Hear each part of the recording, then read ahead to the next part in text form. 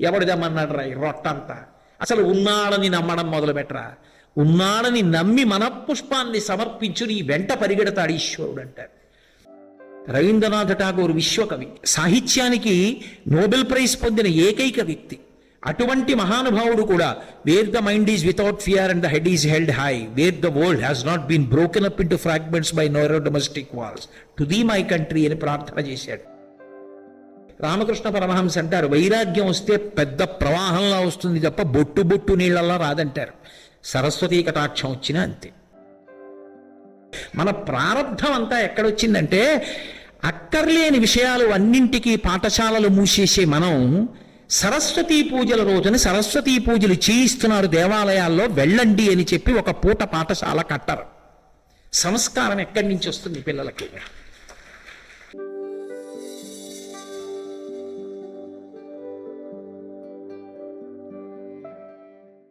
కాంచీపురంలో కామాక్షి పరదేవతా దేవాలయంలో ముఖమండపంలో ఇద్దరు విద్వాంసులు కూర్చున్నారు. ఒక ఆయన మూగవాడు, ఒక ఆయన కామాక్షి ఉపాసకుడు. ఇద్దరూ కూర్చున్నారు. ఒక ఆయన కామాక్షి దర్శనం కోసం పరితపిస్తున్నాడు. ఆ ఉపాసకుడు జపం చేస్తున్నాడు అంతర్ముఖుడి.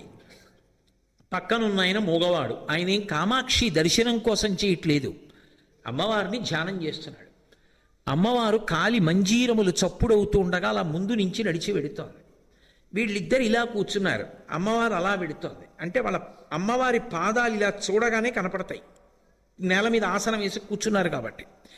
అమ్మవారు దగ్గరికి వచ్చి ఎవరు తన దర్శనాన్ని కోరుతున్నాడో ఆయన భుజం తట్టింది. ఆయన కళ్ళు విప్పాడు. ఎదురుగుండా పరదేవత. ఆవిడంది, అమ్మ ఎప్పుడు తాంబూల చర్వణం చేస్తుంది, మహాపతివ్రత లక్షణం అది. ఆవిడ వెంటనే తాంబూలపు పిడచ తీసి నోరు తీరింది. ఆయన అన్నాడు, చీ ఆడదాని ఎంగిది అన్నాడు. ఆవిడ నవ్వింది. పక్కనున్న మూగ ఆయన ఈ సవ్వడికి కళ్ళు తెరిచి చూశాడు. ఇలా చూసింది ఆవిడ. ఆయన నోరు తెరిచాడు. ఆయన నోట్లో తాంబూలపు పిడచ ఉంచింది. వెంటనే ఆయన అమ్మవారిని అలా కూర్చునున్నవాడు కూర్చున్నట్టే ఆ పాదాల వంక చూసి గొక్క తిప్పుకోకుండా 100 శ్లోకాలు చెప్పాడు. పాదారవింద శతకమైంది. అమ్మవారిని ఇలా చూశాడు. అటు నిలబడి ఉంది కదూ, ఇటు శ్లోకాలు చెప్తున్న వాడిని ఇలా క్రీగంట చూసింది. ఆవిడ కటాక్షం అంటారు, పొట్టి చూపు. ఇలా చూసిన చూపు పొట్టి చూపు, ఇలా చూసిన చూపు పొడుగు చూపు. ఆవిడ అటు నిలబడి ఉంది, ఇటు చూసింది ఇలా తల తిప్పకుండా. ఆ కటాక్షం మీద 100 శ్లోకాలు చెప్పాడు. కటాక్ష శతకమైంది. అమ్మవారు చిన్న నవ్వు నవ్వింది, చూశాడు ఇలా. ఆ చిరునవ్వు మీద 100 శ్లోకాలు చెప్పాడు. మందస్మిత శతకమైంది. అమ్మవారి పెద్దరికం మీద 100 శ్లోకాలు చెప్పాడు. ఆర్యాశతకమైంది. అమ్మవారిని స్తోత్రం చేశాడు 100 శ్లోకాల్లో. స్తుతి శతకమైంది. 500 కలిపి మూక పంచశతి. అమ్మవారంది, ఏం కావాలి, నా మాట తీసేయన్నది. ఎందుకు తీసేయడం అంది. అమ్మా, నేను పుట్టుక చేత మూగవాణ్ణి, ఎప్పుడూ మాట్లాడలేదు. నీ అనుగ్రహం, నువ్వు తాంబూలపు పిడచ పెట్టావు, మాట్లాడాను. అమ్మా, నోరుంచితే ఏదో అక్కర్లేని మాట మాట్లాడతాను, వద్దమ్మా తీసేయండి. తీసేసింది ఆవిడ. ఆయన కామకోటి పీఠాధిపత్యం వహించారు ఒకప్పుడు.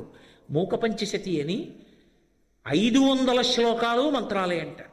ఇప్పటికీ నేను మీతో పరమసత్యం చెప్తున్నాను, అబద్ధాలు చెప్పు బతకవలసిన అవసరం నాకు లేదు. అమ్మవారి మీద మూకశంకరులు చెప్పిన ఒక్కొక్క శ్లోకాన్ని పారాయణ చేస్తే 9 గ్రహాలు కూడా మళ్ళీ అనుకూల స్థితిలోకి వచ్చేస్తాయని చెప్తారు. అవి కూడా దుష్ట ఫలితాలు ఇవ్వడం ఆపేస్తాయి. అటువంటి శ్లోకాలు చేశారు. పరమాద్భుతం. మూకపంచశతి అమ్మవారి మీద ప్రసంగం చెయ్యాలి అంటే అమ్మవారి అనుగ్రహం ఉన్నవాడు తప్ప మాట్లాడడు.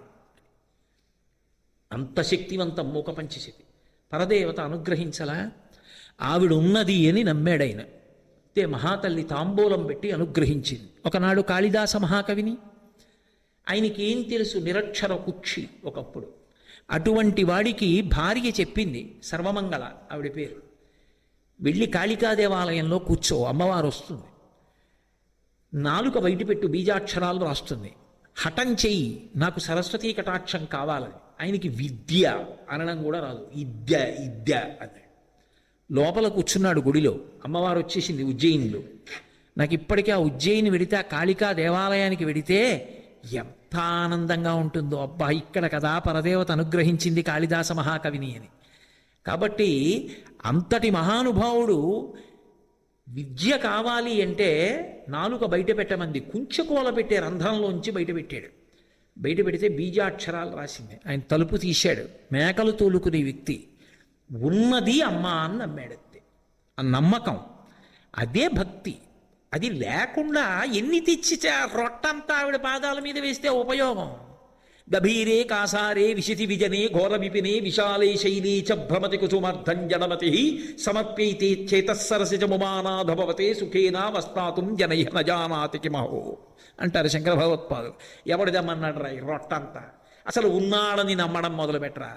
ఉన్నాడని నమ్మి మనఃపుష్పాన్ని సమర్పించు, నీ వెంట పరిగెడతాడు ఈశ్వరుడు అంటారు. నమ్మాడు మహానుభావుడు, అదొక్కటే ఆయనకున్నది. అంతే, బీజాక్షరాలు రాసింది. తలుపు తీశాడు, ఎదురుగుండా కనపడింది తల్లి. ఆయనకి పరదేవత తత్వం అంతా ప్రకాశించింది. అంతే. మాణిక్య వీణాం ఉపలాలయంతీం మదాలసాం మంజులమగ్విలాసాం మహేంద్ర నీలద్యుతి కోమలాంగీం మాతంగ కన్యాం మనసా స్మరామి చతుర్భుజే చంద్రకళావతంసే కుచోన్నతే కుంకుమరాగశోణే పుండ్రేక్షు పాశాంకుశ పుష్పబాణహస్తే నమస్తే జగదేకమాతః అంటూ అమ్మవారిని ఆ శ్యామలాదందకంతో జై జననీ సుధా సముద్రం దహృజన్మణి ద్వీప సంరూఢ బిల్వాటవీ మధ్యకల్పద్రుమాకల్ప కాదంబ కాంతార వాసప్రియే కృత్తి వాసప్రియే సర్వలోక ప్రియే సాదరారబ్ధ సంగీత సంభావనా సంభ్రమాలోక నీపస్రగాబద్ధ చూళీశనాదత్రికే సానుమత్పుత్రికే శేఖరీభూత శీతాంశురేకామయూఖావళీనగ్ధ సుస్నిగ్ధ నీలాలక శ్రేణి సంభావితే లోక సంభావితే అంటూ సర్వ ముద్రాత్మికే సర్వవర్ణాత్మికే అని అక్షరాలన్నీ నీ స్వరూపమే అని అమ్మవారి యొక్క తత్వం అంతా చెప్పి దండక స్వరూపంతో స్తోత్రం చేశాడు. ఏమి తక్కువ శక్తినిచ్చింది ఆ కాళిదాస మహాకవికి? ఇప్పటికీ పెద్దలు పరిహాసాస్పదంగా ఓ మాట చెప్తారంటే అంతటి వాడు లేడని కాదు దాని ఉద్దేశ్యం. అంటే కాళిదాస మహాకవి గొప్పతనం చెప్పడానికి ఓ మాట అంటారు. మనం పూజ చేసేటప్పుడు అనామిక అని ఒక వేలుని వాడతాం. ఆ అనామిక అంటే రెండో వేలు. ఆ వేలికి అనామిక అని పేరు ఎందుకు వచ్చింది అని అడిగారు. అడిగితే దానికి కారణం ఎందుకు వచ్చింది అంటే చాలా గొప్ప కవులెవరు అన్నారట. అనగానే కాళిదాసు అన్నారు. రెండో పేరు చెప్పండి అన్నారు. చెప్పడానికి ఇంకా కాళిదాసుతో సమానమైన పేరు కనపడలేదు కాబట్టి రెండో వేలు అడవడానికి అవకాశం లేకపోయింది. అందుకు నా వేలు అనామిక అయిపోయింది అన్నారు.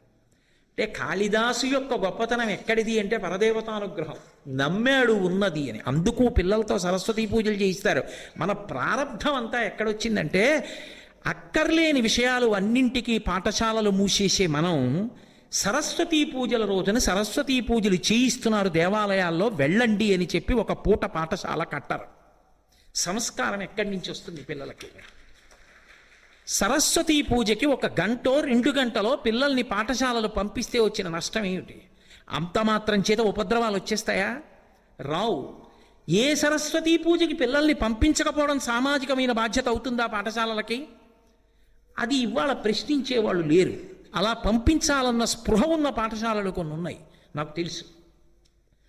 కాబట్టి ఈ ఏడాది మేము కాకినాడలో సరస్వతీ పూజలు చేయిస్తే కొన్ని వేల మంది పిల్లలు రహదారి మీద వరకు నిలబడిపోతే అవతల పరీక్షకు వెళ్ళిపోవాలి వాళ్ళు పాపం అని ఎంత కంగారు పడిపోయి వేలకి వేల మందిని కూర్చోపెట్టి ఆ పూజ గబగబా చేయించడం ఇష్టం ఉండదు. సరస్వతీ పూజ చేయించి అమ్మవారి తీర్థం ఇచ్చి పంపించడం ఎంత ప్రయాసైందో. సమాజంలో కొన్ని విషయాల పట్ల నిష్ఠ, దాని పట్ల కర్తవ్యత, దీక్ష కూడా పెద్దలందరికీ కూడా అవసరం అవుతుంది. ఎందుకంటే పిల్లలకి మనం నేర్పకపోతే సంస్కారం ఎక్కడి నుంచి వస్తుంది? దానికి అవసరం సరస్వతీ పూజ. కాబట్టి మహానుభావుడయ్యాడు. ఎంత గొప్పవాడయ్యాడు అంటే నేను అన్నాను కాబట్టి ఆపుకోలేక ఏదో 1-2 విషయాలు ప్రస్తావన చేస్తాను. కాళిదాసు భోజరాజు గారి దగ్గరికి వెళ్ళేటటువంటి సమయానికి ఏకసంతాగ్రాహి, ద్విసంతాగ్రాహి, త్రిసంతాగ్రాహి అని చెప్పి 3 ఉండేవారు. వాళ్ళు 3 చాలా చమత్కారం. ఎవరైనా వచ్చి కొత్తగా ఒక శ్లోకం చెప్పారనుకోండి, ఏకసంతాగ్రాహి వెంటనే పట్టుకుంటాడు. పట్టుకుని ఇది నువ్వు ఇప్పుడు చెప్తున్నట్లు, నువ్వు రచన చేసినట్టు చెప్తున్నావు, తప్పు, ఇంతకు ముందే రాశారని మళ్ళీ చెప్పేవాడు. ఎందుకంటే ఒకసారి విన్నాడు కదా. అసలు చెప్పిన ఈయన చెప్తే 2 మాటలు వింటే చెప్పగలిగిన వాడు చెప్పేవాడు. 3 మాటలు అవగానే 3వ వాడు చెప్పేవాడు. సిగ్గుతో తలంచుకొని అవతల ఆయన వెళ్ళిపోయేవాడు. ఏ కవిని భోజరాజు దగ్గరికి వెళ్ళనిచ్చేవారు కాదు. కాళిదాసు అమ్మవారి యొక్క అనుగ్రహం ఉన్నవాడు. ఆయన కనిపెట్టాడు, వీళ్ళెవరు వెళ్ళనివ్వట్లేదు భోజరాజు దగ్గరికి అసలైన వాళ్ళని అని. ఏది శ్లోకం చెప్పు చూస్తాను, రాజుగారి సభలో ప్రవేశపెట్టండి, రాజదర్శనం చేయించండి అని అడిగాడు ఏకసంతాగ్రాహిని. ఆయన అన్నాడు, ఏది ఓ శ్లోకం చెప్పన్నాడు. ఈయనన్నాడు, అస్థివత్ బకవశ్చైవ చల్లవత్ తెల్ల కుక్కవత్ రాజతే భూజతే కీర్తి పునః సన్యాసిదంతవత్ అన్నాడు. భోజరాజు గారి కీర్తి ఎలా ప్రకాశిస్తోంది అంటే, ఇవాళ శ్మశానంలో ఎముక ఎంత తెల్లగా ఉంటుందో అంత తెల్లగా ఉంది ఆయన కీర్తి. బకవశ్చైవ, కొంగ ఎంత తెల్లగా ఉంటుందో అంత తెల్లగా ఉంది. చల్లవత్, మజ్జిగ ఎంత తెల్లగా ఉంటుందో అంత చల్లగా ఉంది. తెల్ల కుక్కవత్, శ్లోకం అలా చేశాడు. తెల్ల కుక్క అంత తెల్లగా ఉంది. అంతేకాదు సన్యాసి పళ్ళంత తెల్లగా ఉంది. నేను దాని మీద ఎక్కువ వ్యాఖ్యానించడం బాగుండదు కాబట్టి అంత తెల్లగా ఉంది భోజరాజు గారి కీర్తి. అంటే ఈ ఏకసంతాగ్రాహి విని ఇవాళ రాజ్యంలో ఉన్న కవులు ఇంత చౌకబారు రచనలు చెప్తున్నారు అని భోజరాజు తెలుసుకొని మనని బాగా గౌరవిస్తాడని రేపు రా సభలో నీకు రాజదర్శనం చేయిస్తానన్నాడు. కాళిదాసు ఆయన మాట్లాడిన 4 మాటల్లో గమనించాడు, ఈయనకి నత్తి ఉంది, జకారం టకారం డకారం బాగా పలకం, పట్టుకోలేడు, దాంతో శ్లోకం చెప్తారు. తీరా తీసుకెళ్ళాడు భోజరాజు దగ్గరికి. ఏది చెప్పు మహారాజా, ఇతను కొత్త కవి, మీ మీద శ్లోకం చెప్తాటన్నాడు. చెప్పమన్నాడు భోజరాజు గారు. కాళిదాసు గారికి తెలుసు కదూ, షడ్జామజ్జ కరజ్జ వీజ్జ వసుధాజ్జలాంశ్చ మజ్జ కిరీట్ కిట్కేట్ కిట్కిధరీ ఖణఖణ ఖజ్జూర విద్వద్భ్రమ లుభ్రం లుభ్రమ లుభ్ర లుభ్ర ఉపయాగ్ర గ్ర గ్ర షణ్ణం గ్రహ గ్రద పాదౌ టేటి పటేటి టేటి కురతః సత్యప్రసాదయ అన్నాడు. అంత జకారం డకారం టకారంతో కూడినటువంటి శ్లోకాన్ని చెప్పేటప్పటికీ ఏకసంతాగ్రాహికి వెంటనే మతిపోయింది. ఆయన మాట్లాడడం మర్చిపోయాడు. వెంటనే వెనక వాళ్ళు ఆగిపోయారు.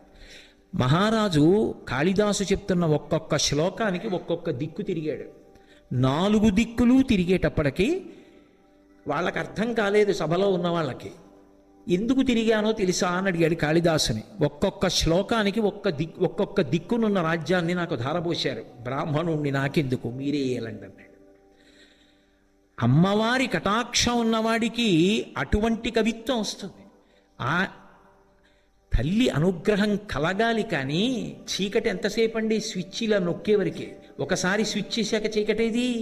ఒకసారి శారదా కటాక్షం కలిగిన తరువాత ఇక తెలియని విషయమే ఉంది.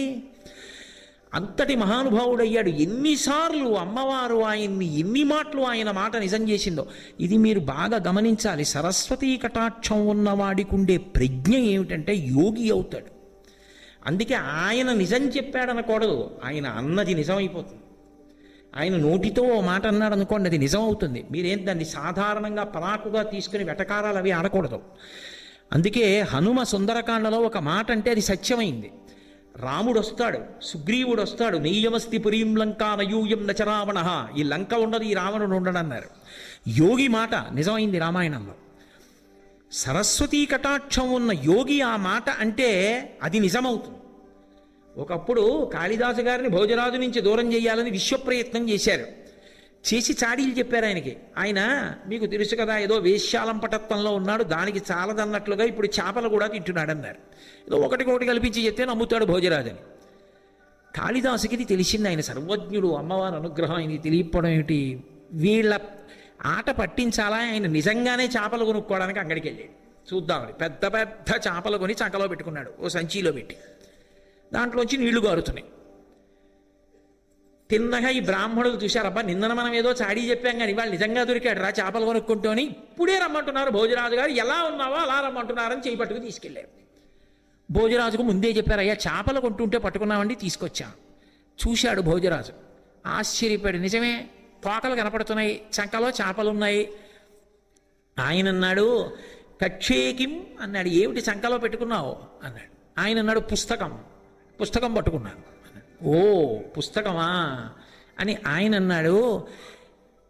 రసం కిం, అందులోంచి ఏదో ద్రవం ఊరుతోందే, ఏమిటది అని అడిగాడు. నీళ్లు గారుతున్నాయి చేపల్లోంచి, ఏమిటవి అన్నాడు. అంటే కావ్యార్థ సారోదకం, అది కావ్యంలో ఉన్నటువంటి సారం అలా కారుతోంది మహారాజా. ఓ గంధం కిం, ఏదో వాసన వస్తోందే, ఏమిటది అన్నాడు. మహారామరావణ సంగ్రామ రంగోద్భవం, రామరావణుల మధ్య యుద్ధం జరిగినప్పుడు ఆ యుద్ధ భూమిలో పైకి లేచిన దుమ్ము యొక్క వాసన మహారాజా అన్నాడు. ఓహో పుచ్చక్కిం, అదేంటి తోక కనపడుతోందే అన్నాడు. ఆయన అన్నాడు, తాళపత్ర రచితం, తాళపత్రాల మీద రచింపబడినటువంటి పుస్తకం ఇది అన్నాడు. ఆహా, ఏం పుస్తకం అన్నాడు. కిం పుస్తకం, ఏం పుస్తకం అంటే ఆయన అన్నాడు, హే రాజన్, భూసుర దైవతైశ్చ పఠితం రామాయణం పుస్తకం. భూసురులు, బ్రాహ్మణులు, దేవతలు కూడా చదివే పుస్తకం రామాయణం ఇది అన్నాడు. ఓహో అలాగా, ఏది అన్నాడు. ఇలా తీసి చూపించాడు. తాళపత్ర గ్రంథాలతో రామాయణ గ్రంథమైంది. సరస్వతి కటాక్షం అంటే యోగి పుంగవుణ్ణి చేస్తుంది. ఆయన నోటి వెంట అలవోకగా వచ్చిన మాట సత్యమైపోతుంది. అంత తత్వం ప్రకాశిస్తుంది. అదేం మాటలు కాదు సరస్వతీ కటాక్షం. ఇందుకు శంకర భగవత్పాదులు వెంపర్లాడారు, నా దేశానికి సరస్వతీ కటాక్షం కావాలని. మీరు పెద్ద మనసున్న ఎవరైనా సరే ఇదే కోరారు దేశానికి. రవీంద్రనాథ్ ఠాగూర్ విశ్వకవి, సాహిత్యానికి నోబెల్ ప్రైజ్ పొందిన ఏకైక వ్యక్తి.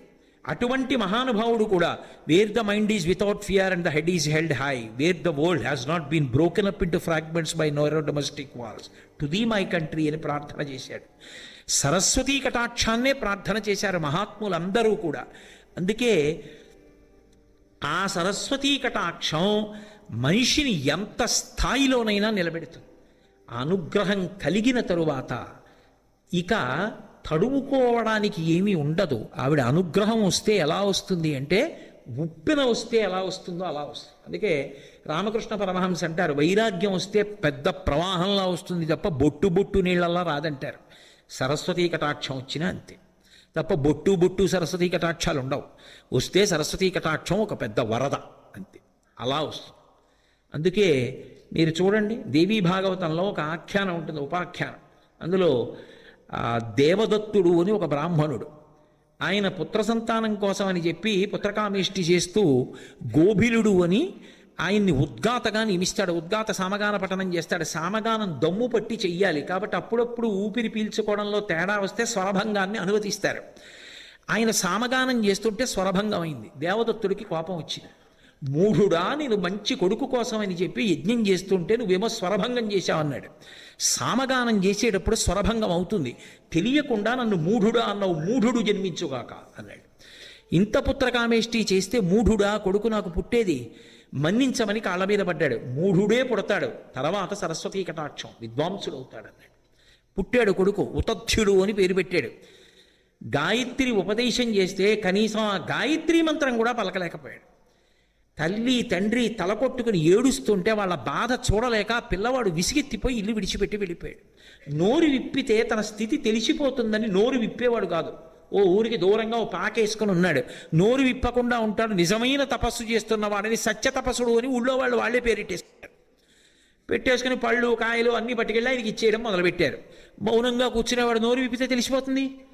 ఏదో వచ్చిన వాటిల్లో తింటుండేవాడు, కళ్ళు మూసుకు కూర్చునేవాడు. ఆయన తలుచుకోవడానికి పాపం ఆయనకి ఏం తెలిసిన ఆయనకి ఏం తెలియదు. కానీ తెలిసో తెలియకో నిప్పు ముట్టుకుంటే ఊరుకుంటుందా? ఒక రోజున అడవి పందిని వేటగాడు తరువుకొచ్చాడు. దానికి మర్మస్థానంలో బాణం గుచ్చుకుంది, రక్తం ఓడిపోతోంది, ప్రాణాలు కడంటిపోతున్నాయి. ఈయన కూర్చున్న పాకలోకి తోసుకొచ్చింది. ఆయన ఏదో పరధ్యానంగా కూర్చున్నాడు. నెత్తురు కారిపోతూ నోరు తెరుచుకుని ఆర్తితో ఆ పంది పరిగెత్తుకొచ్చి ఎదురుకుండా నిలబడింది. దాన్ని చూడగానే అప్రయత్నంగా ఐ అన్నాడు. అంత దృష్టి కేంద్రీకరించి ఒక్కసారి ఆ బీజాక్షరం పలికాడు. అది సారస్వత బీజం. అంతే, సరస్వతీ కటాక్షం వచ్చేసి ఒక్కసారి. ఎందుకని అంత దృష్టిని నిలబెట్టి అన్నాడు. అనేటప్పటికి వచ్చింది సరస్వతీ కటాక్షం. ఆ పంది పక్క నుంచి అలా వెనక్కి వెళ్ళింది. వేటగాడు వచ్చాడు. అయ్యా, నేను పందిని వేటాడాను, నా భార్యా బిడ్డలు దాన్నే తినాలి, అది ఇలా ఏమైనా వెళ్ళిందా అన్నాడు. ఎంత సరస్వతీ కటాక్షమో తెలుసా? అది కేవలం శ్లోకాలు చెప్పడం కాదు, ఉపన్యాసాలు చెప్పడం కాదు, తత్వం అంతా అర్థమైపోయింది. ఇప్పుడు నేను పంది ఇటు వెళ్ళింది అంటే చంపేస్తాడు, నాకు తెలియదు అంటే అబద్ధం ఆడిన దోషం వస్తుంది. అబద్ధం ఆడానా కాదు, ఒక ప్రాణాన్ని నిలబెట్టానా లేదా ప్రధానం. కాబట్టి ఆ సత్యం ముందు ఈ అసత్యం నిలబడదు. కాబట్టి నేను ఆ ప్రాణిని రక్షించడం ప్రథమ కర్తవ్యం, అందుకని రక్షించడానికి ఇప్పుడు నేను అబద్ధం ఆడతాను అని యాపశ్యతి నిసాబ్రూతే యాబ్రూతే సనపశ్యతి అహో వ్యాధస్వకార్యార్థిం కిం పృచ్యసి పునః పునః అన్నాడు. చూసింది మాట్లాడదు, ఏది చూసిందో ఏది చెప్తుందో అది వినలేదు, ఏది నిజంగా విన్నదో అది చూడలేదు. ఎందుకయ్యా ఇన్ని మాటలు అన్నాడు. కళ్ళు చూసేయి, చూసిన కళ్ళు మాట్లాడతాయా? మాట్లాడవు. ఇప్పుడు నోరు మాట్లాడి జవాబు చెప్పాలి, జవాబు చెప్తున్న నోరు చూసిందా పందెట వెళ్ళిందని? చూడలేదు. యాపశ్యతి నసాబ్రూతే, చూసిన కళ్ళు మాట్లాడవు. యాబ్రూతే సనపశ్యతి, మాట్లాడే నోరు చూడలేదు. కాబట్టి నన్ను ఎందుకయ్యా విసిగిస్తావు? ఇంకొకటి దొరుకుతుందిలే వెళ్ళు. కిం పృచ్ఛసి పునః పునః, పదే పది మాట్లాడక్కు, చూసింది చెప్పదు, చెప్పేది చూడలేదు, వదిలిపెట్టేయను. ఏమిటో ఈ తర్కం ఆయనకు అర్థం కాలేదు. సరే ఇంకో దాన్ని వెతుక్కుందామని వెళ్ళిపోయాడు. ప్రాణి బ్రతికింది, తర్వాత మహావిద్వాంసుడు అయ్యాడు. ఒక్క అక్షరం తెలిసో తెలియకో ఆవిడ అనుగ్రహానికి సంబంధించిన బీజాక్షరం పలకడం ఆయన యొక్క వైభవానికి అంత విద్వాంసుడవడానికి కారణమైంది. అందుకే ఆమె యందు ఆ బుద్ధి కలిగిన వాడు ఎవరుంటాడో వాడికి సరస్వతి ప్రవాహం కింద వస్తుంది. దానికి ఒకరే గుర్తండి, ఎవరివరకో ఎందుకు? పోతనగారే. ఈ మధ్యకాలంలో నేను పోతనగారు నివసించినటువంటి బమ్మెర గ్రామానికి వెళ్ళి ఆ గ్రామం చూసి నిజంగా పరవశించిపోయాను. ఇవాళ కనీసం ఆయన ఉన్న ఇల్లు యొక్క ఆనవాలు కూడా లేదు, కానీ వాళ్ళ అమ్మగారి పేరు మీద ఉన్నటువంటి దిగుడు బావి, ఆయన రోజు దర్శనం చేసుకున్న శివాలయం ఉన్నాయి. ఎంత పారవశ్యంతో ఎంత భక్తితో చేసుకున్నారో నిజంగా. ఎంతటి మహానుభావుడు! అంత భాగవతాన్ని అన్ని స్కందాలు ఆంధ్రీకరించారంటే ఎక్కడది ఆయనకు ఆ శక్తి? సరస్వతీ మంత్రాలు ప్రధానంగా 11 మంత్రాలు ఉన్నాయి. ఆ 11 మంత్రాలకి 11 ధ్యాన శ్లోకాలు ఉన్నాయి. 11 ధ్యాన శ్లోకాల్లో ఉండేటటువంటి వైభవాన్నంతటినీ కలిపి ఆయన తీసుకొచ్చి ఒక్క పద్యం కింద రచన చేశారు. రచన చేసి మనకు అందించారు. అసలు నిజానికి ప్రతి పిల్లవాడికి ప్రతి పాఠశాలలో ఆ పద్యం ప్రతిరోజు చదువుకోవడం నేర్పాలి. 11 సరస్వతీ మంత్రముల ధ్యాన శ్లోకముల సమాహార స్వరూపంగా పిండి పోతనగారిచ్చారు. మహాద్రష్టయే మహానుభావుడు. శారద నీరదిందు ఘనసార పటీరమరాళ మల్లికాహార తుషార భేర రజతాచలకాశ ఫణీష కుంద మందార సుధాపయోధిసిత తామర సామర వాహిని శుభాకారత నొప్పు నిన్ను మది కానగనెన్నడు కల్గు భారతి అంటారు. అవి సర్వశుక్లా సరస్వతి అని. పోతనగారు చేసినటువంటి ధ్యానానికి అమ్మవారు ఎంత అనుగ్రహించింది అంటే ఏ మామూలు ఆంధ్రీకరణ కాదు పోతనగారిది. పైకి ఒకలా కనపడుతుంది, లోపల గొప్ప శక్తి. అసలు భాషకి పట్టాభిషేకం చేశాడు కదండి. రామాయణంలో జయమంత్రం సంస్కృతంలో ఉన్నదాన్ని తెలుగు భాషలో చదువుతానంటే శక్తి రాదు. కానీ రుక్మిణీ కళ్యాణం సంస్కృతంలో ఉన్నది చదువుకుంటే ఎంత ఫలితమో తెలుగులో ఉన్నది చదువుకుంటే అంతే ఫలితం. గజేంద్రమోక్షం శ్లోకాలు సంస్కృతంలోవి చదివితే ఎంత ఫలితమో తెలుగులో పోతనగారు చేసినవి చదివితే అంతే ఫలితం. భాషలోకి మంత్రశక్తిని ప్రవహింపచేశారు పోతనగారు. ఒక చోటైతే పైకి కనపడదు, మంత్రాల్ని పద్యాలుగా తర్జుమా చేశారు ఆయన. ఓం ఐం హ్రీం శ్రీం శ్రీమాత్రే నమః అంటారు. శ్రీ విద్యా సంప్రదాయంలో ఏది మొదలుపెట్టినా ముందు ఆ మాట అంటాం, ఆ బీజాక్షరాలు పలుకుతాం. ఈ బీజాక్షరాల్ని తీసుకెళ్ళి పద్యం చేశారు ఆయన. అమ్మలగన్నయమ్మ ముగురమ్మల మూలపుటమ్మ చాలా పెద్దమ్మ సురారులమ్మ కడుపారడి బుచ్చినయమ్మ తన్ను లోనమ్మిన వేల్పుటమ్మల మనంబున ఉండెడి యమ్మ దుర్గమాయమ్మ కృపాబ్ధినిచ్యుత మహత్వ కవిత్వ పటుత్వ సంపదల్. మహత్వ ఓం, కవిత్వ ఐం, పటుత్వ హ్రీం, సంపదల్ శ్రీం. ఓం ఐం హ్రీం శ్రీం అమ్మలగన్నయమ్మ ముగురమ్మల మూలపుటమ్మ చాలా పెద్దమ్మ శ్రీమాత్రే నమః. ఇప్పుడు ఆ మంత్రం ఏమైంది? ఓం ఐం హ్రీం శ్రీం మహత్వ కవిత్వ పటుత్వ సంపదల్ అమ్మలగన్నయమ్మ ముగురమ్మల మూలపుటమ్మ పద్యంగా మారిపోయింది. పోతనగారికి అంత శక్తి ఎక్కడి నుంచి వచ్చింది? సరస్వతీ కటాక్షం, ఆ తల్లి అనుగ్రహం. ఆయన చేత తెలుగు భాషకే గౌరవం తెచ్చారు మహానుభావుడు పోతనగారు. అటువంటి వాంగ్మయం మనకు అందింది అంటే ఇవాళ తెలుగు భాష గర్వపడాలి. తెలుగువాడిగా పుట్టిన ప్రతివాడు నన్నయ్య, తిక్కన, ఎర్రాప్రగడ, పోతనగారులను చూసుకుని మురిసిపోవాలి. అటువంటి మహానుభావులు భాషకి గౌరవం తెచ్చినటువంటి వాళ్ళు. దానికి కారణం సరస్వతీ కటాక్షం. సరస్వతీ కటాక్షం కలిగి తరించడమే అంత గొప్పదైతే, సరస్వతీ కటాక్షంతో 10 మంది మనసులు మారేటట్టుగా మాట్లాడగలిగినటువంటి వాగ్వైభవం కలగాలంటే, హృదయమునందు ఎంత సంస్కార వైభవం ఉన్నవాడైతే మాటకంత శక్తి వస్తుందో శంకరాచార్యుల వారు సౌందర్యలహరిలో చెప్తారు. 15వ శ్లోకం అనుకుంటాను, నాకు సరిగ్గా జ్ఞాపకం ఉంటే, శరజ్యోత్స్నా శుద్ధాం శశియుత జటాజూట శరజ్యోత్స్నా శుద్ధాం శశియుత జటాజూటవతనాం అని ఆ శ్లోకం, వరత్రా సత్రాణ స్ఫటిక ఘటికా పుస్తకరాం సకృన్నత్వా నత్వా కథమివ సతాం సన్నిధతతే మధుక్షీరద్రాక్షా మధురి మధురీణా ఫణితయః అంటారు. శరజ్యోత్స్నా శుద్ధాం శశియుత జటాజూటమకుటాం. పరమాద్భుతమైన శ్లోకం. శంకరులకి శారద ఆ పేరంటే ప్రాణం. చిత్రం ఏమిటంటే, ఈ శ్లోకం పిల్లలకి చెప్పవలసిన శ్లోకం.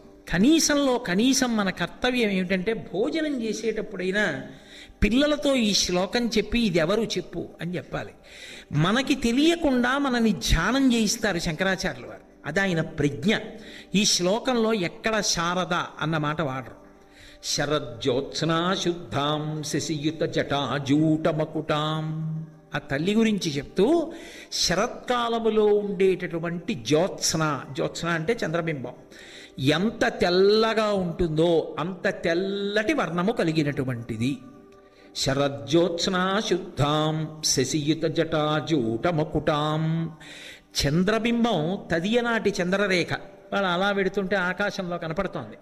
తదియనాడు ఉండేటటువంటి సన్నటి చంద్రరేఖ ప్రయత్నపూర్వకంగా చూస్తేనే కనబడుతుంది. అవ్యక్త రేఖామివ చంద్రరేఖాం పాంసు ప్రసిద్ధామివ హేమ రేఖాం క్షతప్రరూఢామివ బాణరేఖాం వాయుప్రభిన్నామివ మేఘరేఖాం అంటారు వాల్మీకి మహర్షి. ప్రయత్నపూర్వకంగా చూస్తే ఆకాశంలో కనపడేటటువంటి తదియనాటి చంద్రరేఖ ఎలా ఉంటుందో అటువంటి చంద్రరేఖని కిరీటంలో ధరించి ఉంటుంది. ఎవరు? శారద. అదే చంద్రరేఖని పరమశివుడు ధరిస్తాడు, అందుకే చంద్రమౌళీశ్వర.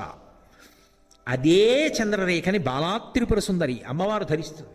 అదే చంద్రరేఖని కామాక్షి పరదేవత ధరిస్తుంది. కాబట్టి శరజ్యోత్స్నా శుద్ధాం శశియుత జటాజూటమకుటాం. పరమశివుడు కిరీటం పెట్టుకోడు, అందుకే రుద్రాధ్యాయం యజుర్వేదంలో ఆయన్ని కపర్దినీచ అని పిలుస్తుంది. పెద్ద జటల ముడి వేసుకుని ఉంటాడు, అదే ఆయన కిరీటం. ఇక మళ్ళీ స్వర్ణ కిరీటం ఒకటి పెట్టుకుని కనపడ్డాం అంటే ఒకానొక రూపంలో అలా కనపడతాడు. కానీ సాధారణంగా ఆయన జటలే ఆయనకి చుట్టుకున్నప్పుడు కిరీటంగా ఉంటాయి. అలా కపర్ది అని ఆ జటలు కిరీటంగా ఉన్నటువంటి శివస్వరూపాన్ని మనసులో ధ్యానం చేసి తీర్థయాత్రకు బయలుదేరితే ఎటువంటి ప్రతిబంధకాలు లేకుండా యాత్ర పూర్తవుతుంది అని. అటువంటి కపర్దీ స్వరూపంలో శివుడు కట్టుకుంటాడు జటాజూటం, తెల్లటి చంద్రరేఖ పెట్టుకుంటాడు, తెల్ల సితవపుహు, తెల్లటి శరీరంతో ఉంటాడు, అందుకే స్ఫటిక మణినిభం. సరస్వతీదేవి ముమ్మూర్తులా అలాగే ఉంటుంది శారద. ఆయన ఎలా ఉంటాడో ఆవిడ అలాగే ఉంటుంది. ఎందుకని అంటే సంప్రదాయంలో ఒక విచిత్రం చెప్తారు. శంకరుడు సరస్వతి అన్నా చెల్లెళ్ళు, శ్రీ మహావిష్ణువు పార్వతీదేవి అన్నా చెల్లెళ్ళు, అందుకే వాళ్ళిద్దరు నల్లగా ఉంటారు, నారాయణ నారాయణి. బ్రహ్మగారు లక్ష్మీదేవి అన్నా చెల్లెళ్ళు, అందుకే ఇద్దరు ఎర్రగా ఉంటారు, సృష్టికర్తలు ఇద్దరు ఎర్రగా ఉంటారు. వీళ్ళిద్దరూ తెల్లగా ఉంటారు, ఎందుకంటే జ్ఞానకారకులు.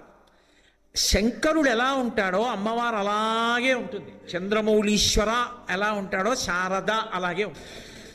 కాబట్టి శరజ్యోత్స్నా శుద్ధాం శశియుత జటాజూటమకుటాం. ఆ చంద్రరేఖతో కూడుకున్నటువంటి జటలు ముడివేసుకున్నటువంటి సరస్వతి. నా దగ్గర ప్రాచీనమైన పుస్తకం ఉంటుంది, అందులో ఇటువంటి సరస్వతి స్వరూపం ఉంది. శశియుత జటాజూటమకుటాం వరత్రాసత్రాణ స్ఫటిక ఘటికా పుస్తకరాం. ఇది శంకర భగవత్పాదులు సరస్వతీదేవి గురించి చెప్పడం అంటే అద్భుతమైన రీతిలో చెప్తారు. అందుకే ఇప్పటికీ పెద్దలు చెప్తారు, ఈ శ్లోకాన్ని ప్రతిరోజు ఎవరు సంపుటీకరణం చేస్తారో, ఎవరు ఈ శ్లోకాన్ని చదువుకుంటారో అటువంటి వాళ్ళకి సరస్వతీ కటాక్షం కలుగుతుంది అని. వరత్రాసత్రాణ స్ఫటిక ఘటికా పుస్తకరాం. ఒక చేతితో వరముద్ర పట్టింది, రెండో చేతితో అభయముద్ర అనరు శంకరాచార్యులు వారు, శబ్దాలంకారం ప్రయోగిస్తారు. త్రాస త్రాణ, త్రాస అంటే భయం, త్రాణ అంటే తీర్చడం, అంటే అభయముద్ర పట్టింది. వరత్రాస త్రాణ స్ఫటిక ఘటికా పుస్తకరాం. ఒక చేతిలో స్ఫటికమాల పట్టుకుంది కుడి చేత్తో, ఎడం చేతి వైపు పుస్తకరాం, ఒక చేతిలో పుస్తకం పట్టుకుంది. సకృన్నత్వా నత్వా. ఎన్ని మాటలు నమస్కారం చేయాలి ఆవిడికి, ఇది బాగా పట్టుకోవాలి మీరు. శంకరాచార్యుల వారి యొక్క ఆర్త్యంతా అక్కడుంది. సకృన్నత్వానత్వా. మంచి మనసు కలిగిన వాడవైతే, నీ మనసు గురుభక్తితో భగవంతుడున్నాడన్న నమ్మకంతో కూడినదై ఉన్నదైతే 100 మార్లు నమస్కారం చెయ్యవలసిన అవసరం లేదు అటువంటి వాడు. సకృన్నత్వానత్వా. ఒక్కసారి నమస్కారం చేస్తే కథమివ సతాం, అటువంటి సత్పురుషులకు సన్నిధదతే. ఎటువంటి వాగ్వైభవం ఇచ్చేస్తుందట ఆవిడ. మధు క్షీర ద్రాక్ష మధురి మధురీనాహ ఫణితయ. 3 ఉపమానాలు ఇచ్చారు. మధు క్షీర ద్రాక్ష. మధు అంటే తేనె, క్షీర అంటే పాలు, ద్రాక్ష అంటే ద్రాక్ష పండు. ఈ 3 ఎలా ఉంటాయో అవతల వారి వాక్కుకి అంత శక్తి వస్తుంది. ఎవరు అమ్మకి నమస్కరించారో వారి వాక్కులకు అమ్మవారు అటువంటి శక్తినిస్తుంది. ఇది మీరు బాగా పట్టుకోండి. శ్లోకం సమాజాన్ని నడిపించగలిగిన శక్తి వారికి ఉంటుంది. వారు ఏమవుతారంటే, అసలు వారి మాటలు మనుష్యుల యొక్క మనసులు మారడానికి, దేశంలో శాంతి నిలబడడానికి కారణమవుతాయి. కుటుంబాలు నిలబడడానికి వాళ్ళ మాటల కారణమవుతాయి. వారి శరీరం వెళ్ళిపోవచ్చు, వారి మాటలు కొన్ని వేల సంవత్సరములు అలా ఉండిపోతాయి. ఎందుకని? మధు క్షీర ద్రాక్ష. మధు తేనె. తేనె దాని వైభవం ఎంత చెప్పినా తక్కువే. అసలు వాక్కు బాగా నిలబడాలి అంటే, కంఠం బాగా పనిచెయ్యాలి అంటే ఒకే ఒక్క సాధనం ఉంది లోకంలో. తులసి ఆకు తేనెతో కలిపి పరగడుపున పుచ్చుకోవడమే. అది కంఠానికి సమస్య రానివ్వదు. మధు క్షీర. తేనె తాగినటువంటి వాడికి జుత్తు నల్లబడదు. ఒకటి, తేనె తాగితే వేడి చేస్తే చలవ చేస్తుంది, చలవ చేస్తే వేడి చేస్తుంది. అందుకే ఆయుర్వేదంలో తేనె అంత ప్రధానం. క్షీర పాలు. పాలు ఎంత శక్తివంతము అంటే, అవి పసిపిల్లలు తాగుతారు, చిట్ట చివరికి తురియాశ్రమంలో ఉన్న సన్యాసులు తాగుతారు. అది జంతువు నుండి వచ్చిన సన్యాసి తాగినా మనసు కదలదు, సత్వగుణంలో నిలబడుతుంది. అందరికీ జీర్ణం అవుతాయి. అనారోగ్యంతో ఉన్నవాడికి, పసిపిల్లవాడికి, వృద్ధుడికి, అందరికీ పాలు జీర్ణం అవుతాయి. కావలసినంత బలాన్ని ఇచ్చేస్తాయి. క్షీర ద్రాక్ష తొక్క తీయవలసిన అవసరం లేకుండా ఇలా నోట్లో వేసుకుంటే పళ్ళున్నాయా పళ్ళు లేవా ఏమీ పని లేదు. నాలికతో నొక్కితే చటుక్కుని చిట్లిపోయి తీయటి రసాన్ని చిమ్మి లోపలికి వెళ్ళగానే తొందరగా వంట పట్టి శక్తినివ్వగలిగినటువంటి పండు ద్రాక్ష పండు. పసిపిల్లల దగ్గర నుంచి వృద్ధుల వరకు అన్ని ఆశ్రమాల వాళ్ళకి పనికొచ్చే పదార్థాలు ఏవో అవే వాడారు శంకరాచార్యులు వారు. అంటే ఇప్పుడు ఆ వ్యక్తి నోటి వెంట వచ్చేటటువంటి మాటలు ఎంత శక్తివంతములవుతాయంటే, ఆ మాటలు పసిపిల్లల దగ్గర నుండి వృద్ధుల వరకు అందరూ విని తరించవలసిందే. ఆ మాటలు సమాజాన్ని నడిపించగలిగినటువంటి శక్తిని పొంది ఉంటాయి. ఇంత గొప్ప వాగ్వైభవం ఎక్కడి నుంచి వస్తుంది అంటే శారదానుగ్రహం నుంచే వస్తుంది. అటువంటి శారదానుగ్రహం రావాలి అంటే, అటువంటి వాగ్వైభవం రావాలి అంటే, ఆయన మనసు చాలా గొప్పది, చాలా దొడ్డ మనస్సు అయినది అని గుర్తు. అటువంటి వాడు ఒక్కసారి నమస్కరిస్తే చాలు, అమ్మవారు అటువంటి వాగ్వైభవాన్ని ఇచ్చేస్తుంది.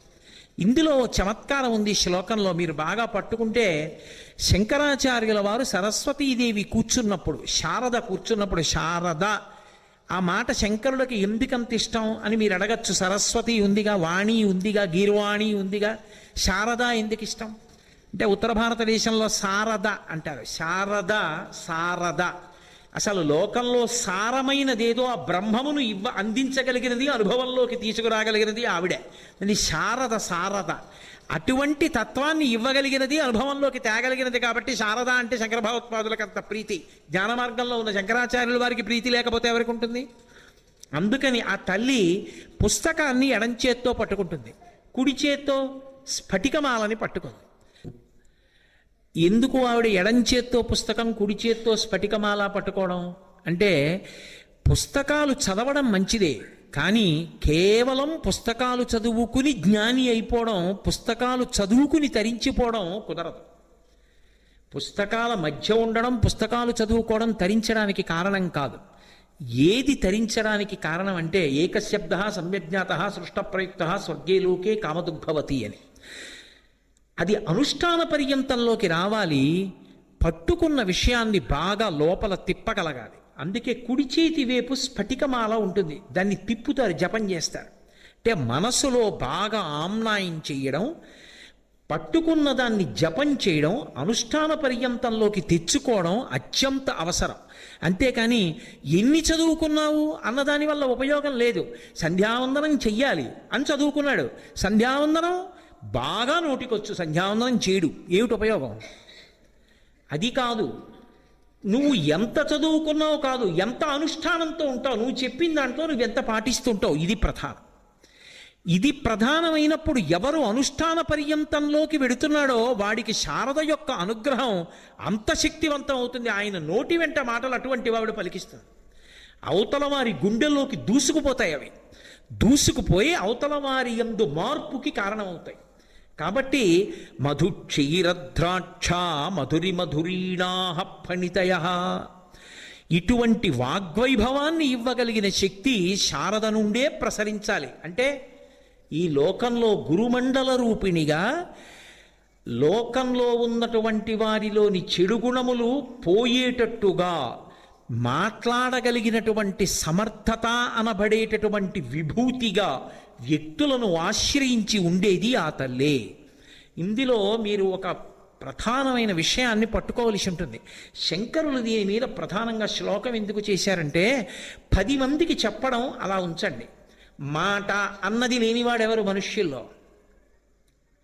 ఉపన్యాసం చెప్పడం వదిలేయండి, ప్రబోధం చేయడం వదిలేయండి, ప్రవచనం చేయడం వదిలేయండి, అనుగ్రహ భాషణం చేయడం వదిలేయండి. మాట లేనివాడు లేడుగా. మాట అన్నది అందరికీ ఉందిగా, మనుష్యుడు అన్న వాళ్ళందరికీ మాట ఉంది. ఈ మాట పరా పశ్యంతి మధ్యమ వైఖరి అని 4 రూపాలుగా ఉంటుంది. లలితా సహస్రనామ స్తోత్రంలో చెప్తారు. ఇందులో పరా పశ్యంతి మధ్యమ ఈ 3 మానవ ప్రయత్నంతో కూడుకున్నవి కావు. ఇందులో ఒక చమత్కారం ఉంటుంది. అమ్మవారు ఎప్పుడైనా సరే కింద నుంచి పైకి వెడుతున్నప్పుడు స్థూలం నుంచి సూక్ష్మం అవుతుంది. మూలాధార చక్రం దగ్గర కదిలి సహస్రారం వైపుకి వెడుతోందనుకోండి, వెడుతున్నప్పుడు ఒక భూతం కన్నా ఒక భూతం సూక్ష్మభూతం అవుతుంది. మీకు ఒక ఉదాహరణ చెప్పాలంటే, మూలాధారం దగ్గర ఆవిడ పృథివీ స్వరూపంతో ఉంటుంది. పృథివీ స్థూలభూతం, అది దాటిందనుకోండి ఇక మెల్లిగా ఒకదానికన్నా ఒకటి సూక్ష్మభూతం అయిపోతాయి. నీరు, వాయువు, ఆకాశము అలా మారిపోతుంది. కానీ శబ్దం దగ్గరికి వచ్చేటప్పటికీ ఆవిడ సూక్ష్మ రూపంతో బయలుదేరి పైకొచ్చి స్థూల రూపాన్ని పొందుతుంది. అందుకే వైఖరి వాక్కు స్థూల రూపం, సూక్ష్మ రూపం పరావాక్. పరావాక్కులో మన ప్రయత్నం ఏముండదు. మనం పలకడానికి మనం ప్రయత్నం చేస్తే అది పలకదు, సహస్రారంలో ఆలోచన కదులుతుందంతే. అది మన ప్రయత్నంతో ఉండదు. పశ్యంతి అది కూడా అంతే, మధ్యమ అది కూడా అంతే. వైఖరి దగ్గరికి వచ్చేటప్పటికి ఏమవుతుందంటే 2 కొట్టుకోవాలి. 2 ఒకదానికొకటి తగిలితే తప్ప వైఖరి వాక్కు రాదు. 2 ఒకదానికొకటి తగిలితే ఆ వాక్కు పైకొస్తుంది. అదే స్వరపేటిక. అమ్మవారు ఒక్క మనుష్యుడికే కంఠంలో పెడుతుంది. అందుకే స్థూలభూతమై వాక్కు స్థూలమై వైఖరిగా వస్తుంది. అక్కడికి వచ్చేటప్పటికి మారుతుంది. శబ్దంగా వస్తే పైకి వచ్చినప్పుడు స్థూలం. అమ్మవారు షట్చక్ర భేదనంలో కింద నుంచి పైకి వెళ్ళేటప్పుడు స్థూలం నుంచి సూక్ష్మం, వాక్కులో సూక్ష్మం నుంచి స్థూలం. ఇందులో ఒకదానికొకటి తగలాలి. వాయువు స్వరపేటిక దగ్గర తగలాలి. నాలుక ఎక్కడెక్కడ నొక్కితే అటువంటి అక్షరములు ఉత్పన్నమవుతాయో అక్కడక్కడ నొక్కాలి. ఇప్పుడు ఆలోచన కదిలింది, అది వాక్యంగా పైకి రావాలి. ఇప్పుడు వాక్యంగా పైకొచ్చేటప్పుడు ఏదో పదాలు అస్తవ్యస్తంగా అటు ఇటు పెట్టి వాక్య నిర్మాణం చేస్తే తాను ఏం చెప్పాలనుకుంటున్నాడన్నది అవతల వారికి అందచేయడం కష్టం. కానీ దానికి అనుగుణంగా మాటలు వరుస క్రమంలో పడిపోయి ఒకదాన్నొకటి పెట్టుకుని అది వాక్యం అయిపోయి ఆ వాక్యములో తన భావాన్ని పెట్టి అవతల వారికి ఆ వాక్యం అర్థమై దాని వలన యువతల వారి అభిప్రాయం అవతల వారికి తెలిసి అవతల వారిలోని అజ్ఞానం పోయేటట్టుగా మాట్లాడించాలి అంటే ఆ స్వరపేటికలో ఉండి వాయువు వెళ్ళి కొట్టుకుని తగిలి వాక్కుగా మారి పైకొస్తుంది. అప్పుడు నాలుక నొక్కుతుంది. నొక్కినప్పుడు ఒక్కొక్కసారి పంటిని నొక్కుతుంది, ఒక్కొక్కసారి పెదవుల్ని తగులుతుంది, ఒక్కొక్కసారి దవడ పైన తగులుతుంది. ఎక్కడ ఎప్పుడు ఎలా తగిలితే ఏ అక్షరం ఉత్పన్నమవుతుందో, ఏ అక్షరం వాడితే అక్కడ పదము ఆ అర్థాన్ని పట్టుకుని పైకొస్తుందో అంత గబగబా నాలుక కదిలి అక్షరములై, అక్షరములు పదములై, పదములు వాక్యములై, వాక్యములు భావాన్ని పట్టుకుని పైకి రావాలంటే లోపల అమ్మవారు నాలుక మీద తాండవం చేస్తే తప్ప అలా రాదు. అందుకని ఇప్పుడు ఏమైంది, ఆవిడ వైఖరి రూపాన్ని పొందింది, వాగ్రూపాన్ని పొందింది. అది అనుగ్రహ శక్తి. వాడు అమ్మవారి వాగ్దేవి రూపంతో ఆయనని అనుగ్రహిస్తోంది అని గుర్తు. అలా 10 మంది మనసు మారేటట్టుగా మాట్లాడగలిగాడు అంటే ఆయన వాగ్దేవి కటాక్షాన్ని పొందాడు అని గుర్తు. అదే తల్లి కింది స్థాయికి వచ్చేటప్పటికే అనుగ్రహాన్ని విడిచిపెట్టదు శారద. అందరినీ అనుగ్రహిస్తుంది. ఎలా? అందరూ మాట్లాడతారు. మాట్లాడలేనివాడు ఉండడు. ఇలా ఇక్కడ కూర్చుని నేనంటే ఏదో ఉపన్యాసం చెప్పా వచ్చిరాని మాటలు నాలా మీరు చెప్పలేకపోవచ్చు, లేదా నాకన్నా అద్భుతంగా చెప్పగలిగిన పండితులు ఈ సభలో ఉండి ఉండవచ్చు, లేదా మీ అందరు అటువంటి వారై ఉండవచ్చు, వినయంతో కూర్చున్నారు. కానీ ఒకవేళ అలా చెప్పలేని వారున్నా మాట్లాడలేని వారు లేరు, మాట్లాడగలరు. ఆ మాట ఒక్కటి చాలు తరింపచేయడానికి. రామనామం పట్టుకున్నాడు అనుకోండి, ఎప్పుడూ శ్రీరామ శ్రీరామ శ్రీరామ శ్రీరామ శ్రీరామ శ్రీరామ అనుకోవడం అలవాటు. లేకపోతే శివ శివ శివ శివ శివ శివ శివ అనుకుంటూ ఉంటాడు. ఆయన చాలా ఆయన తరించిపోయాడు, అయిపోయింది అంతే. ఆయన ఈశ్వరుణ్ణి పొందేశాడు. ఎందుకంటే కలవు నామ సంకీర్తన, కలిలో భగవన్నామాన్ని పలకగలిగితే చాలు. కానీ అదే మనకి ప్రబల శత్రువు. ఆ స్వరపేటికని మనం దేనికి ఉపయోగిస్తున్నాం? భగవన్నామం పలకడానికి, మంచి మాటలు పలకడానికి ఎంతసేపు ఉపయోగిస్తున్నాం? 24 గంటల్లో. అక్కరలేనివి, పాపం మూట కట్టుకోవడానికి యోగ్యమైనవి ఎన్ని మాట్లాడుతున్నాం? అక్కడ ప్రమాదం వచ్చేస్తుంది. అందుకే వాక్కు 3గా విడిపోతుంది. విడిపోయినప్పుడు ఏమైపోతుందంటే జల్పం అని ఒకటవుతుంది, వాదన ఒకటవుతుంది, వితండం ఒకటవుతుంది. జల్పం అన్న మాటకు అర్థం ఏమిటంటే తన అభిప్రాయాన్ని సూటిగా పక్షపాతం లేకుండా నేను ఇలా అనుకుంటున్నానండి అని చెప్పడం. అది దోషం కాదు. ఆ అభిప్రాయం చెప్పడానికి ఒక అధికారం ఉంటుంది. అది చెప్తారు, ఇది నా అభిప్రాయం అని చెప్తారు. అది జల్పం అంటారంటే త్రికరణ శుద్ధిగా చెప్పిన మాట. ఇంకొకటి ఉంటుంది, అది వాదం అంటారు. వాదం అంటే అది దేనికి చెప్తారంటే అవతలవాడు దోషభూయిష్టంగా ఉంటే అనేక యుక్తుల చేత తను చెప్తున్న మాటని సమర్థిస్తూ అది నేను మంచి మాట చెప్తున్నాను అన్న మాట రాగద్వేషాలు లేకుండా లోపల నమ్మి అలా చెడిపోకయా, అలా వెళ్ళకూడదు, ఇలా ఉండు అని చెప్తారు. దాన్ని వాదం అంటారు. వితండం అని ఒకటి ఉంటుంది, అది దుర్వినియోగం చేయడం. వితండం అంటే ఏమిటంటే అవతలవాడు మంచి చెప్పినా కూడా అవతలవాడు చెడు చెప్పాడని నిరూపించడానికి ప్రయత్నం చేయడం.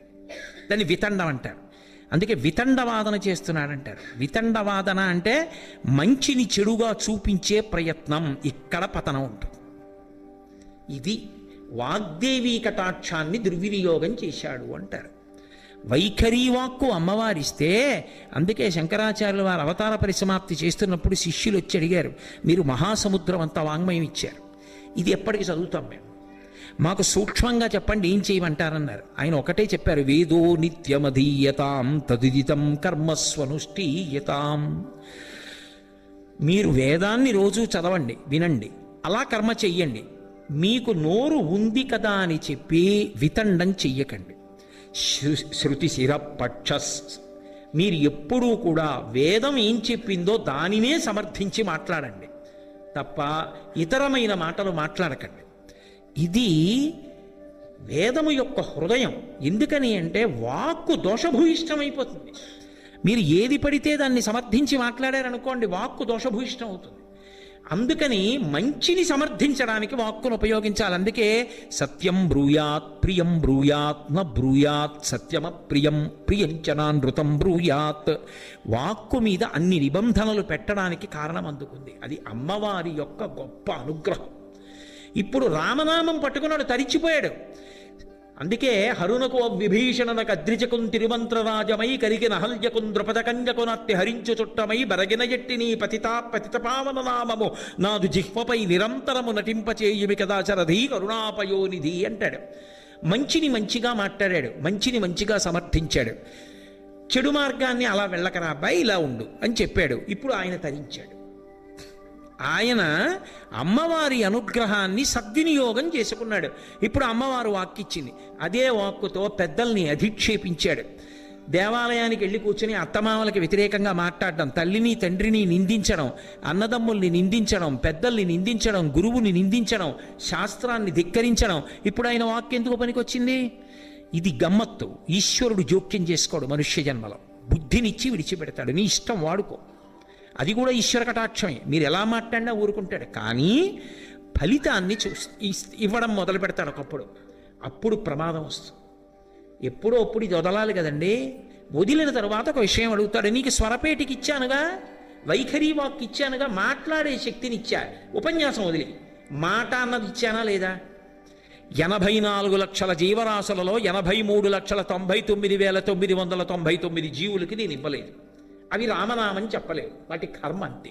నీకు ఇచ్చాను, ఎన్ని మాటలు వాడావు? 74 ఏళ్ళు బతికావు, ఎన్ని మాటలు భగవన్నామని చెప్పావు? ఆయనకి తెలియని విషయమా? ఎన్ని మాటలు ధైర్యంగా వేద హృదయాన్ని సమర్థించావు?